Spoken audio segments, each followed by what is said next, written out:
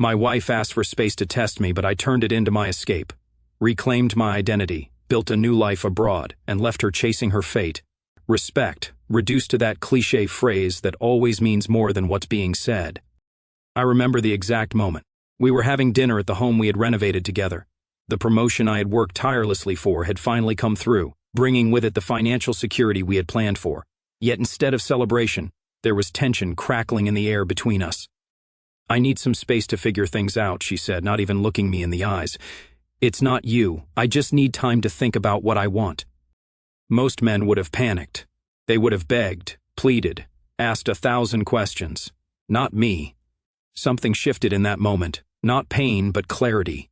The signs had been there for weeks. The guarded phone, the sudden girls' nights, the emotional distance that had grown like a silent wall between us. I simply nodded and replied, "I understand." And I did understand. Far more than she realized. That night, while she slept, I sat alone in my office and made a decision. She wanted space. I would give her exactly what she asked for, but on my terms, not hers. This wasn't going to be the usual story where the husband waits anxiously, hoping his wife will return to the fold. I was going to redefine what giving space meant. The next morning, I was calm and collected. I maintained eye contact when I told her I respected her decision and would give her all the space she needed. The flash of surprise in her eyes told me everything. She had expected drama, tears, resistance. My composure unsettled her more than any argument ever could have. I began by establishing clear boundaries. I moved my essential items to the guest room without discussion or dramatic gesture. I adjusted my schedule to minimize our time at home together. When we did cross paths, I was polite but distant, mirroring exactly what she had been doing to me for months. What she didn't know was that with every day of space she took, I was systematically untangling our lives. I wasn't investigating her to confirm what I already knew in my gut. That would have been reactive and emotional. Instead, I was focused on rebuilding my foundation separately from hers. I consulted with a lawyer about my options, secured my financial assets, and began reconnecting with friends I had neglected during our marriage. I started training at a new gym across town, setting goals that had nothing to do with her or us. The space between us wasn't just emotional anymore. I was creating physical, financial, and social distance with surgical precision. 2 weeks into her space, she began to notice the changes. The questioning texts started coming. "Where are you? When will you be home?" The woman who had asked for distance was suddenly uncomfortable with actually having it. I didn't engage with the bait. Each question was met with a straightforward answer. No accusations, no questions in return. Just simple facts delivered with the confidence of a man who was no longer orbiting around her presence or absence. When she tried to initiate intimacy one night, a classic manipulation tactic to regain control, I simply said, "I thought you needed space. I'm respecting that." The look on her face was a mixture of shock and frustration. The rules of the game had changed, and I was the one who had changed them. By the end of the month, I had secured a temporary apartment closer to my office. When I informed her I would be staying there 3 nights a week to give her the space she needed, the panic in her eyes was unmistakable. She had expected me to wait in emotional limbo while she explored whatever, or whoever, had prompted her request. Instead, I had launched her into a vacuum of her own making. She was free-floating now, no longer tethered to the security of my predictable reactions. And as I packed my bag for my first night at the new apartment, I realized something powerful. By giving her exactly what she had asked for, I had reclaimed something essential that I hadn't even realized I had lost. My sense of self-determination was just the beginning. The space between us was about to become a chasm of her own creation, and I had no intention of building a bridge back. My new apartment became more than just a place to sleep. It transformed into the headquarters for my reinvention. 3 nights quickly became 4, then 5. The remaining nights at our house felt like visiting a museum of a life I was rapidly outgrowing.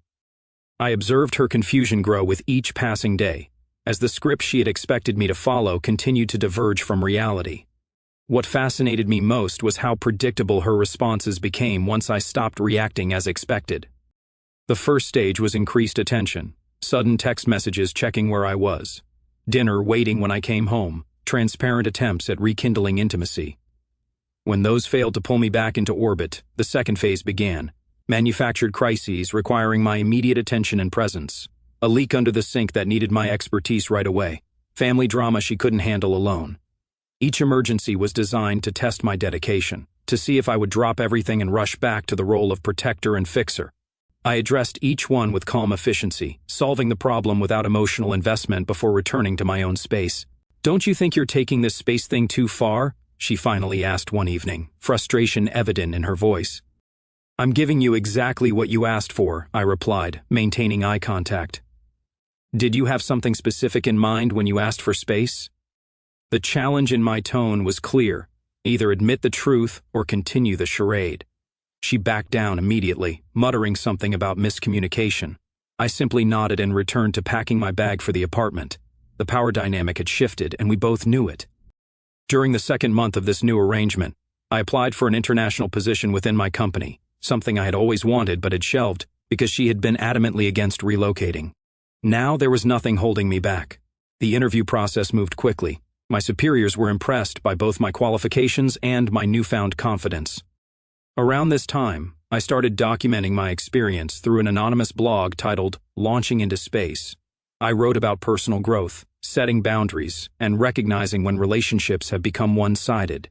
I never mentioned specific details that could identify us, focusing instead on the psychological journey of reclaiming personal agency. The blog resonated with readers immediately. Comments flooded in from people in similar situations, seeking advice and sharing their stories. What began as a private outlet quickly grew into a community. One evening, I noticed something unexpected in the blog analytics: a frequent visitor from our home network spending hours reading through my posts and comments. The realization that she was following my anonymous writings without knowing their author gave me a strange sense of satisfaction. She was seeking guidance from the very person she had pushed away. Meanwhile, her behavior at home became increasingly erratic. She began dropping hints about couples therapy, about working on us, all without ever addressing what had prompted her initial request for space. I recognized the tactics for what they were: not genuine desire for reconciliation, but panic at losing control of the situation. "I think we should talk about where this is going," she said during a rare dinner together at the house. "I agree," I replied, allowing the silence to stretch uncomfortably. It was her move to make, her truth to tell. I would not help her navigate this conversation. After several false starts, she admitted she had been confused about her feelings, that perhaps she had made a mistake in asking for distance. Not once did she mention the real reasons, the ones we both knew existed, but remained unspoken. "I appreciate your honesty," I said, choosing my words carefully, "but I've discovered something important during this time apart. The space between us has given me clarity I didn't have before." The hope that had been building in her expression froze. "I've been offered the international position. I've accepted it." The color drained from her face. This wasn't part of her script. I was supposed to be fighting to save our marriage, not building an exit route. "When were you going to tell me?" she demanded. "I'm telling you now," I answered calmly. "The assignment begins next month. I'll be relocating to the European office for at least a year. And what about us? What about our marriage?" Her voice cracked with genuine fear. "That's a good question," I said, standing up from the table. "You asked for space to figure out what you want. I've given you that space. Now I'm taking some for myself, across an ocean.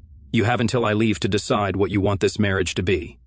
But understand this: the old version of us no longer exists. Whatever comes next will be on entirely new terms." As I walked away, I heard her crying. For the first time in our relationship, the sound didn't trigger my instinct to comfort or fix. Instead, I felt a profound sense of peace. The Launching into Space blog transformed from a personal journal into something much more significant over the following weeks. What started as a handful of readers grew into thousands, then tens of thousands. My inbox filled with messages from people sharing their own stories of reclaiming personal power in relationships that had become unbalanced. One message in particular caught my attention. The username was lost in orbit, and something about their writing style felt eerily familiar. They described a situation remarkably similar to mine.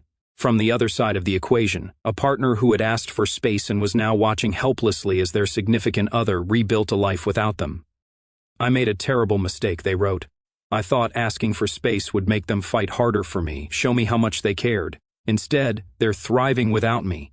Now I'm the one afraid of losing everything." I stared at the message for a long time, analyzing the writing patterns and specific phrases. The digital fingerprint was unmistakable. It was her, reaching out anonymously for guidance from the very person she had pushed away. The irony was almost too perfect. After careful consideration, I decided to respond, maintaining my anonymity. Space isn't a test or manipulation tactic. It's a boundary. When someone respects your request for space by actually giving it to you, they're showing self-respect. The question now isn't how to pull them back, but whether you're willing to meet them as equals in a new dynamic. The old relationship is gone. Are you prepared for one built on honesty and mutual respect? At home, our interactions became increasingly strained. She alternated between desperate attempts to reconnect and cold withdrawal when those attempts failed. During one of her warmer phases, she mentioned discovering this amazing blog about relationships and suggested I might find it helpful. The measured control it took not to react was perhaps my finest performance. "What's it called?" I asked casually. Launching into space, she replied, watching my face carefully. "It's about a man who's rediscovering himself after his relationship hit a rough patch. Some of his insights are really profound." "Sounds interesting," I said, turning back to my packing. "I'll check it out sometime." The preparations for my international move progressed rapidly. My company arranged temporary housing in Europe, and I began shipping personal items that wouldn't fit in my luggage. Each box I packed was another boundary established, another piece of my life reclaimed. She noticed, of course, the half-empty closets, the shelves cleared of my books and memorabilia. With each visible sign of my impending departure, her attempts to reconnect intensified. She suggested weekend getaways, tried to reminisce about our earlier happier days, but there was a desperation to it all that revealed the truth. This wasn't about wanting me, but about not wanting to lose what I represented. Stability, security, the comfort of the known. 2 weeks before my scheduled departure, she made her most direct attempt yet. "I think I made a mistake," she said, sitting across from me at the kitchen table. "When I asked for space, I was confused about what I wanted, but seeing you actually leave, it's made everything clear. I don't want to lose you." I looked at her, really looked at her, searching for authenticity beneath the practiced vulnerability. There was fear there, certainly regret, possibly, but the genuine remorse and self-awareness I needed to see were conspicuously absent. "What exactly was the confusion about?" I asked quietly.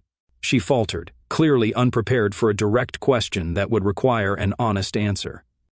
I felt stuck, like we were in a routine. "And now I realize what we have is too important to throw away," she said, reaching for my hand across the table. I didn't move my hand away, but I didn't return the gesture either.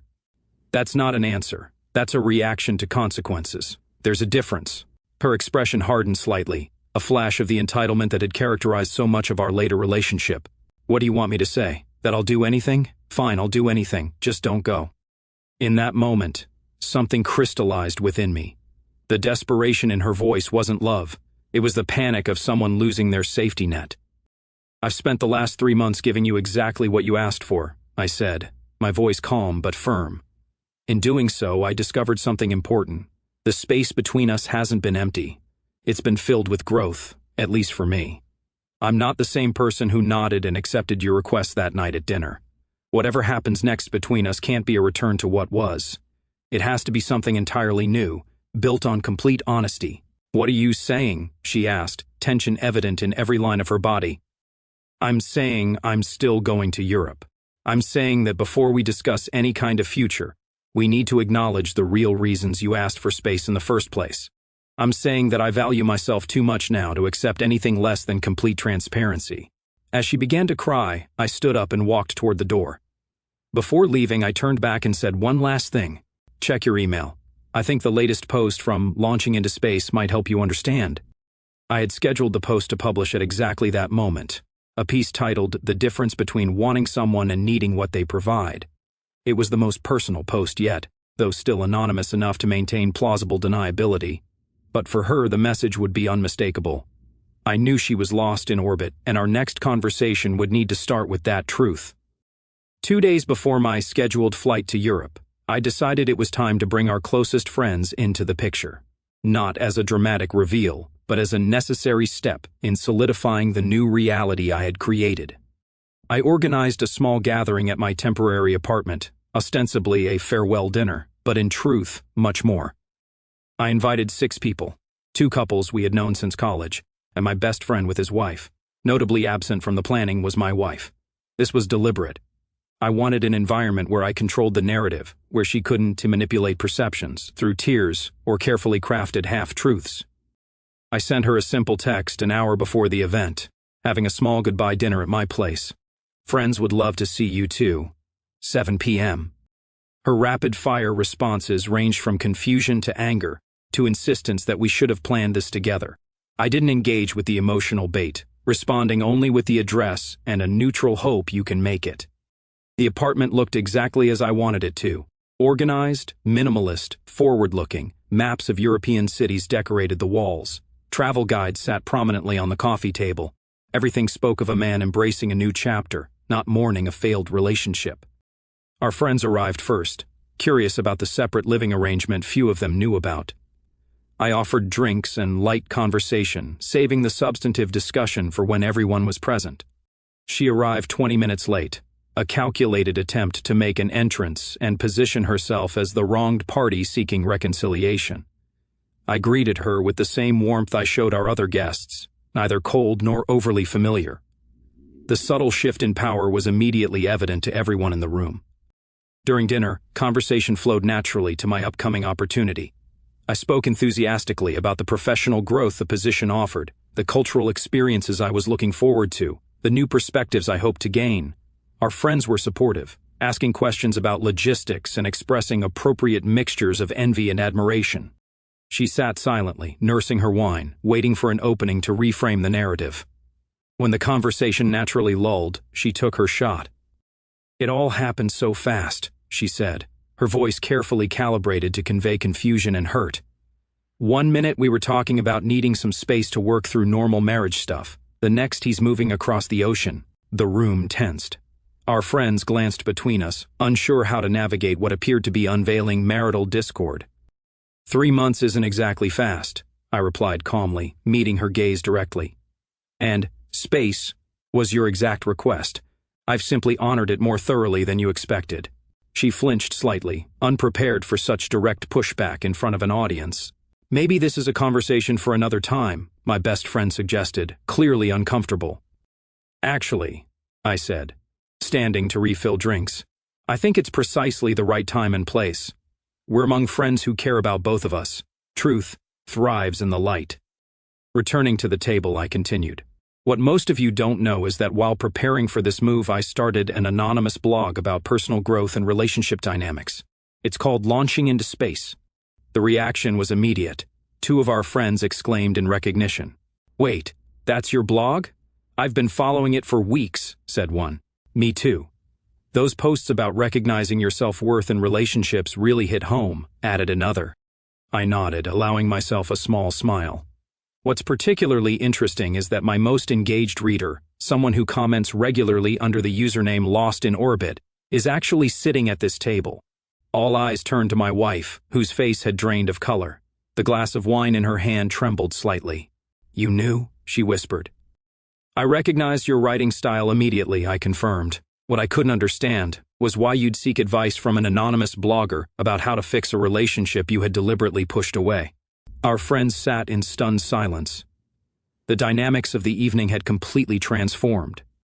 "There's a powerful lesson here," I continued, addressing the room, "about authenticity, about the difference between what we say we want and what our actions reveal we actually want, about the consequences of using space as a manipulation tactic, rather than a genuine request."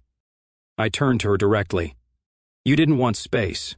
You wanted me to prove my devotion by fighting against your stated wishes. You wanted the security of knowing I would never leave no matter how I was treated. But that's not love. That's imprisonment, for both of us." She stood abruptly, tears streaming down her face. "This is cruel. To humiliate me in front of our friends." "This isn't humiliation," I interrupted, my voice still calm but firm. "This is transparency. These people care about both of us. They deserve to understand what's happening, just as I deserved honesty from the beginning." "What do you want from me?" she demanded, anger now replacing embarrassment. "Nothing," I answered simply. "That's the point you're missing. 3 months ago, I would have done anything to preserve our marriage. Now I've discovered I don't need it to be complete. Whatever happens next isn't about what I want from you. It's about what we both want for ourselves, independently and honestly." The silence that followed was profound. Our friends looked between us, witnessing not a marriage ending in bitter recrimination, but something more nuanced, the dismantling of an unbalanced dynamic, and the possibility of something healthier, whether together or apart. "I'm flying to Europe on Thursday," I said, addressing her directly, but aware of our audience. "You have until then to decide if you want to have a real conversation, one that starts with honesty about why you really asked for space. I'll listen without judgment. After that, we both move forward on separate paths." She left shortly after, unable to recapture control of the narrative. Our friends stayed late into the night, many sharing their own relationship insights, several admitting they had recognized unhealthy patterns in our marriage long before I had. The conversation was raw, genuine, supportive, everything a true connection should be. As I closed the door behind the last guest, I felt lighter than I had in years. The revelation hadn't been about exposing her or winning social approval. It had been about standing firmly in my truth, refusing to participate in fiction, valuing authenticity over comfortable lies. My phone buzzed with a text from her. "This isn't over." I smiled to myself as I responded with a link to my latest blog post titled, "When It's Already Over." Recognizing the end with dignity. Whatever came next, I was ready for it. Launched fully into the space she had created, now navigating by my own stars. The morning after the dinner revelation, my phone rang incessantly. First came messages from friends expressing support and sharing how the evening had given them perspective on their own relationships.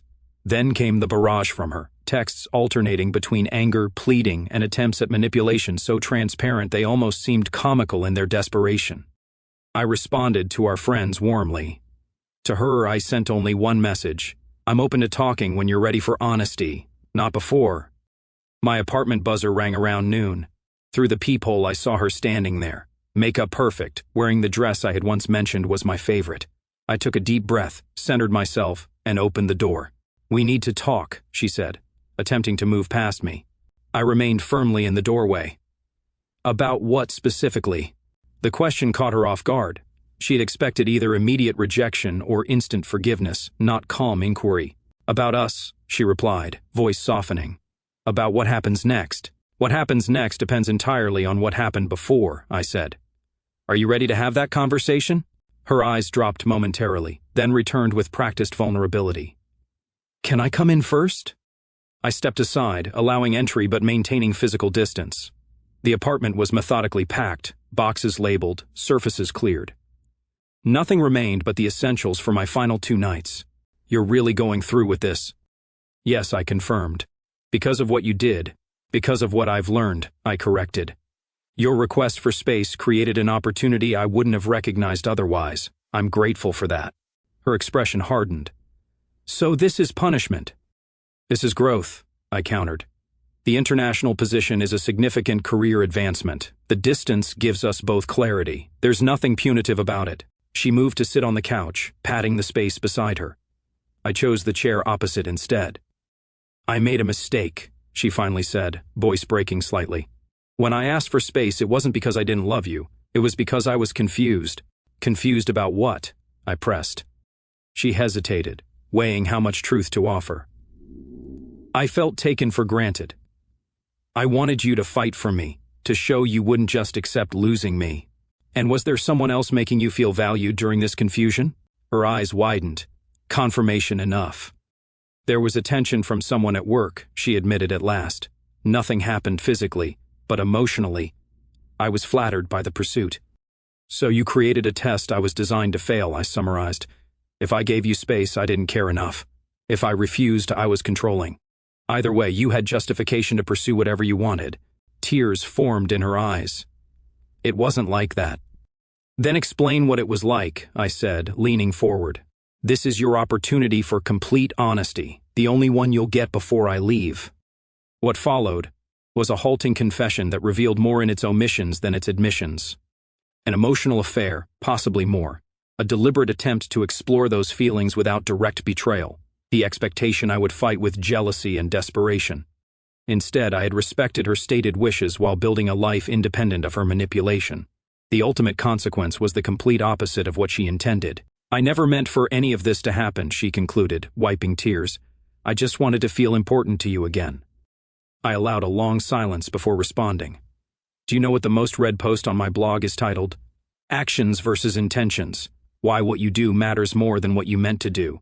You didn't intend for me to build a separate life, but your actions created exactly that reality. So what now? She asked, voice small. You go to Europe and that's it? 5 years of marriage over because of one mistake? That's not for me to decide alone, I replied. But I'm not interested in a relationship built on manipulation, tests, and half-truths. If there's a future for us, it starts with complete honesty and mutual respect. Nothing less. Hope crept into her voice. What are you saying? I'm saying I'm still going to Europe on Thursday. You have work to do on yourself, just as I've been doing. If in 6 months we've both grown and still want to explore reconnection, we can discuss it as equals, not as manipulator and manipulated. 6 months? That's your ultimatum? It's not an ultimatum, it's a boundary. There's a difference. I stood, signaling the conversation was over. You asked for space. I'm giving us both the space to become better versions of ourselves. What you do with that space is your choice. She left without the emotional scene I had half expected, her expression unreadable. Later that night, Lost in Orbit posted a final comment on the blog. I never understood the difference between love and possession until today. I'm beginning to see that real love allows space for growth, even when that growth leads to separate paths. Thank you for the painful, but necessary lessons. I approve the comment without reply. Some journeys need to be traveled alone. 6 months into my European assignment, the sun rose over ancient city spires outside my apartment window. I sipped coffee on the balcony, scrolling through the latest statistics for launching into space. The blog had grown beyond anything I had imagined. Over 2 million monthly readers, a book deal in negotiation, speaking invitations from relationship conferences across 3 continents. The irony wasn't lost on me. A request for space that was intended to diminish me had instead catalyzed the most extraordinary period of growth in my life. My career had accelerated, the assignment extended with a substantial promotion. I had formed deep friendships, begun learning the local language, and built a life rich with possibility. My phone chimed with a calendar reminder. The 6-month mark had arrived. As promised, I sent a simple email. The 6 months have passed. I'm open to conversation if you still want one. Her response came within minutes. I've changed. Let me prove it to you. I can fly out next week. The urgency told me everything. Real transformation isn't measured in eagerness to demonstrate it, but in patient confidence that it will be recognized without performance. I maintained my boundary. I'll be in New York next month for a conference. We can meet then if that timing works for you. She pushed, offered to come immediately, tried every tactic to reestablish control. I held the line. Eventually, she acquiesced. The same old pattern of pushing until resistance, then positioning herself as the accommodating party. When we finally met in New York, she had orchestrated a nostalgic scene. The restaurant from an old anniversary, the outfit chosen to evoke memories, the rehearsed speech hanging in the air. I arrived 10 minutes late. My conference speech had run over, looking healthier, younger, calmer than when I left. The surprise in her eyes quickly became calculated admiration. The conversation confirmed what I already knew. She spoke of therapy and realizations, but every growth was presented as a reason I should return, a performance of change rather than its reality. I listened, then spoke my truth. The space hadn't been the problem, what filled it had been. I had found authenticity within myself first, and now as someone who valued truth over comfort. The tears that followed finally seemed genuine, not of manipulation, but of recognition that what was lost could not be recovered through the same patterns that destroyed it. As her taxi pulled away, I felt the final threads of our past dissolve. The space she had asked for had become a universe of possibility. I had launched into it not as vengeance, but as an embrace of growth. My phone buzzed with a message from across the ocean. How did it go? I smiled as I typed. It went exactly as it needed to. The launch is complete, new orbit established. The space between where I had been and where I now stood wasn't empty at all. It was filled with everything I had become by embracing, rather than fearing, the journey. Our story has come to an end. If you've made it this far, how about subscribing to our channel? It helps us immensely. I've selected 2 other videos I'm sure you'll enjoy. Feel free to click on them. I'll be waiting for you in the next story. See you soon.